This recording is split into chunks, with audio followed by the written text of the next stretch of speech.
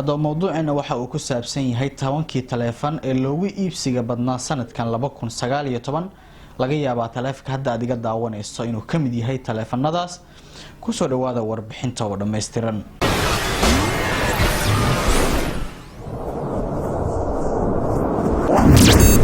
السلام عليكم نود داوده waxaan ahay Mustafa Cabdullaahi Maxamed halka adiga daawanaysaan waa Dhahool Official fadlan daawada hadii ay tahay markii kuugu horeysay booqashada channelkan waxaan ka codsanaynaa inaad subscribe-ka nagu caawiso sababtoo ah waa bilaash. hadaba daawadayaal mowduuceena maanta waa mid aad u xasaasisan oo aan ku gabagabeynayno sanadkan si dhamaanaya isbuuciisa u dambeeyay aan ku jirno ee 2019. hadaba mowduuceena waxa uu ku saabsan yahay 10kii taleefan ee loogu iibsiga badnaa sanadkan 2019 laga yaabaa taleefanka hadda adiga daawanayso inuu kamid yahay taleefanadaas.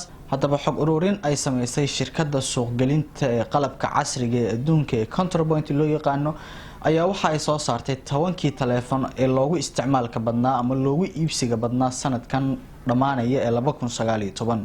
hadaba sida xog ururinta lagu sheegay aaladda iPhone XR ee soo baxday sanadkii hore ayaa suuqyada iibka dunida ka heshay 3%, halka iPhone 11 oo galay kaalinta shanaad uu helay 1.6%. waxa uu sidaa ku noqonayaa taleefanada ay shirkadda iPhone sanadkan suuq gelisay ee 2019 midka ugu horeeya. hadaba sida xog ururintan lagu sheegay warbixintan oo soo baxday asbuucan ayaa waxa mar kale kaalinta koowaad galay shirkadda koonfurta Korea laga leeyahay ee Samsung Galaxy, halka kaalinta labaadna ay gashay aaladda iPhone XR.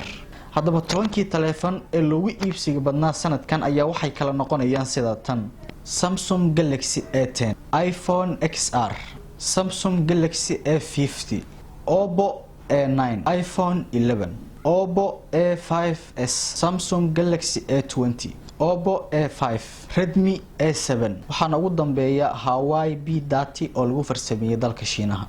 hadaba sida aad u aragteen 10kii taleefan ee lagu iibsiga badnaa sanadkan warbixintuna ku jirtay waxa xusid mudan in taleefanadii loogu iibsiga badnaa sanadkan laga soo saaray qaaradda Asia, halka kaalinta labaadna ay cayrisanayso shirkadda Apple ee dalka Mareykanka. hadaba sidoo kale daawada waxa xusid mudan in dhanka kalsoonida marka la yiraahdo ay 100% dadku kalsooni badan ku qabaan shirkadda Mareykanka ee Apple, waxayna sidoo kale uga cararayaan shirkaddan Apple qiimaha taleefanadooda oo aad u sareeya, waxayna sidaa darteed ka doorbideen inay mar waliba iibsadaan shirkadaha taleefanada jaban ee qaaradda Asia sida Samsung iyo Huawei ay hogaaminayaan.